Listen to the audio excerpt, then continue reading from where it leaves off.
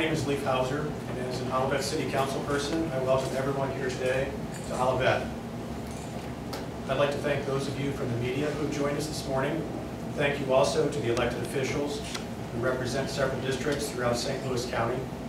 And thank you to the courageous citizens standing here in support of the effort to end discrimination for the lesbian, gay, bisexual, and transgender community.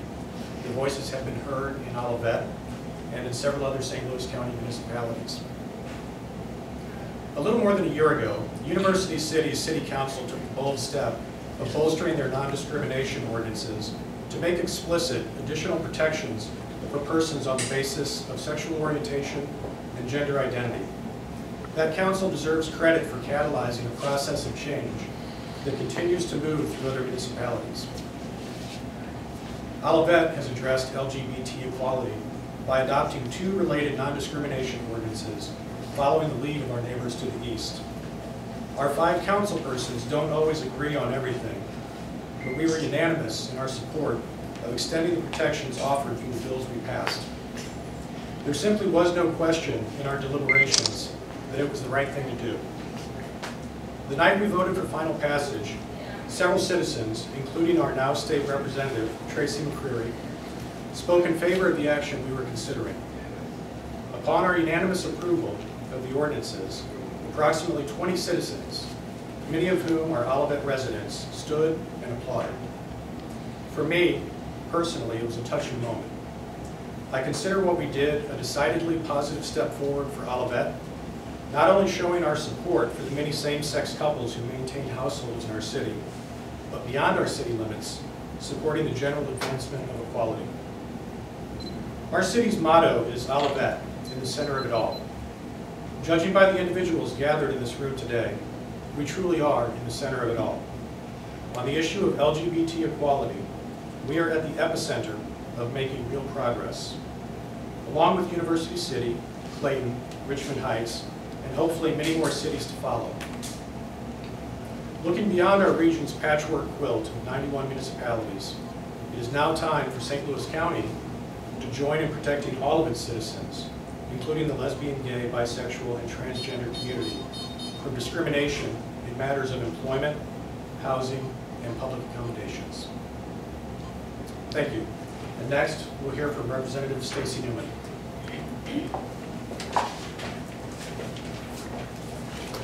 Good morning. I am State Representative Stacy Newman from the 73rd District, and I am very proud to be here in recognition of the efforts to end discrimination in St. Louis County. As the chair of the Missouri Legislative Progressive Caucus, we have issued right here this letter of support for all cities to do exactly what Olivette has done in protecting all of its citizens from discrimination. 17 St. Louis County state reps do support, as their signatures attest, updating existing protected classes to include the lesbian, gay, bisexual, and transgender community. We've heard the stories, and we know that this form of discrimination actually exists. Unfortunately, in most parts of St. Louis County, gay people can still be fired from their job simply for being gay. Lesbians can be denied the American dream of owning a home, and transgender citizens can still be denied access to coffee shops and libraries. This form of discrimination is nothing new. Laws were established to protect individuals on the basis of certain characteristics such as sex, religion, national origin, etc. However, absolutely no federal or state protections for lesbian, gay, bisexual, and transgender community exist. But 22 various cities across the nation, including the District of Columbia, have inclusive protections. Missouri is not one of those states. While numerous cities across the country have already successfully incorporated these protections, we are now calling on our local municipalities to do the same. In St. Louis County, we have seen University City, we have seen Olivette, and my own district municipalities, Clayton and Richmond Heights, successfully incorporate sexual orientation and gender identity as a protected class.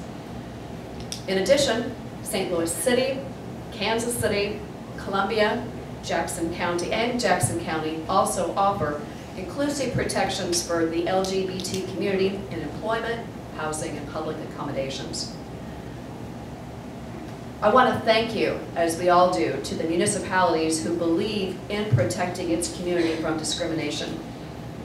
Without these courageous steps, the LGBT community would be faced with constant reality that they too could be fired from their job, denied housing and access to public accommodations simply because of their orientation and identity. Thank you. And next I'd like to introduce my colleague, State Representative Scott Sifton. Good morning. Thank you for being here. I'm State Representative Scott Sifton. I represent Afton and Lee May in the Missouri House. As Councilman Hauser and Representative Newman mentioned, University City, Olivette, Clayton, and Richmond Heights have protections for gay and transgender workers, but they're the only 4 municipalities in St. Louis County that do out of more than 100. In 2011, a Gallup poll indicated that 89% of Americans think that gays should be protected from being unfairly fired. I hope that more municipalities will follow in the footsteps of the 4 that have already adopted these protections, because it provides for a stronger workforce and a stronger community. You know, for individuals who come to work every day in fear of their identity being exposed or being used against them, the workplace can be a scary place. It's a little hard sometimes to talk about what you did last weekend if you are concerned about an adverse job action just based on your orientation or identity. Very simply put, hardworking, highly performing employees should not be fired simply for being gay. We all value hard work and dedication, and it's no different for gay, lesbian, transgendered individuals as it is for anybody else. Good work is good work. Fortunately, many top St. Louis companies and Fortune 500 companies have already themselves adopted protections for these workers. 86% of the Fortune 500 companies, in fact, have workplace and employment protections for gay individuals. Half of the Fortune 500 has protections for gender identity. Here in St. Louis, Leclerc Group is among the leaders in this area, and there are others. For St. Louis to remain competitive in the global marketplace, we need citizens to feel comfortable knowing they are protected in their home, in their community, and in their job. And that's what we should move forward on. Next, I'd like to introduce Frank Montgomery. Frank is a civil rights analyst with the United States Department of Housing and Urban Development. Thank you.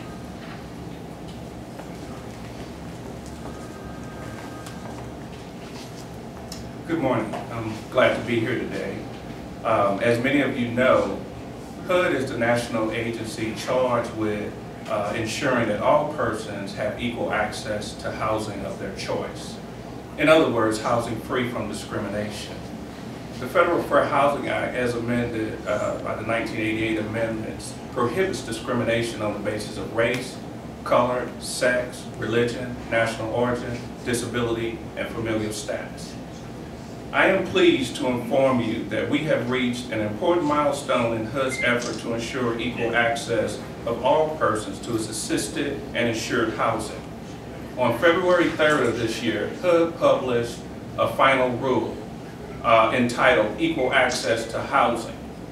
That rule basically says in all HUD programs, regardless of one's sexual orientation, gender identity, or marital status, the persons should have access to all housing that HUD manages, operates, rehabilitates, or provides funding for. That rule became effective this year on March 5th. With doing that, HUD has expanded its family definition to include the LGBT group, to include gender identity, sexual orientation, and marital status. HUD has taken a bold step here to send a strong message that cities like the city of St. Louis, who have been so progressive and adding sexual orientation to their ordinance, HUD has decided that we need to join in with them and do what we can on our level to provide support to the LGBT community. And what we're doing is saying discrimination on any level is not welcome. However, we're going to say, as it relates to HUD programs and FHA loans, we discourage any discrimination against the LGBT community and their families. And what we would hope is that the county, as well as other municipalities in the outlying areas, will also adopt similar language to offer protection to the LGBT community. We are in this fight to prevent discrimination on any level, but HUD's job is to eradicate discrimination in any housing. And so in doing so, this final rule will help us going forward and enforcing some protections against the LGBT community. Thank you. And to speak next will be SEIU Local 1 Vice President Nancy Cross. Thank you, Franklin. Good morning on behalf of SEIU Local 1's Employees International Union. I am proud to stand here today in support of extending inclusive non-discrimination protections for the lesbian, gay, bisexual, and transgender community throughout St. Louis County. These protections are instrumental in creating not only a vibrant workplace environment, but also making sure that our companies and their employees remain competitive in the global marketplace. Too many times we have seen discrimination occur in the workplace because of someone's sexual orientation or gender identity. In the majority of cities in St. Louis County, LGBT workers can be fired because of their sexual orientation or gender identity. In practical terms, this means that if an employer finds out a worker is lesbian, gay, or transgender, management can legally discriminate against this group of employees in hiring, promotions, or even fire a worker without cause. As was highlighted by the former speakers, this creates a hostile work environment where employees live in fear of their employer. Expanding non-discrimination protections to include these categories does not add any special protections that haven't already been established. For a city, this is a proactive step that local municipalities can take to ensure that they, along with St. Louis County, remain the economic engine for the region. We are seeing great strides made by cities to include these protections, and we hope that this continues until we end discrimination in the workplace. Thank you. All right, thank you very much for coming, and that concludes our press conference for this evening. They will not be taking any questions. However, I will be available off to the side to take any questions from the press if you do have them. Okay? So thank you very much.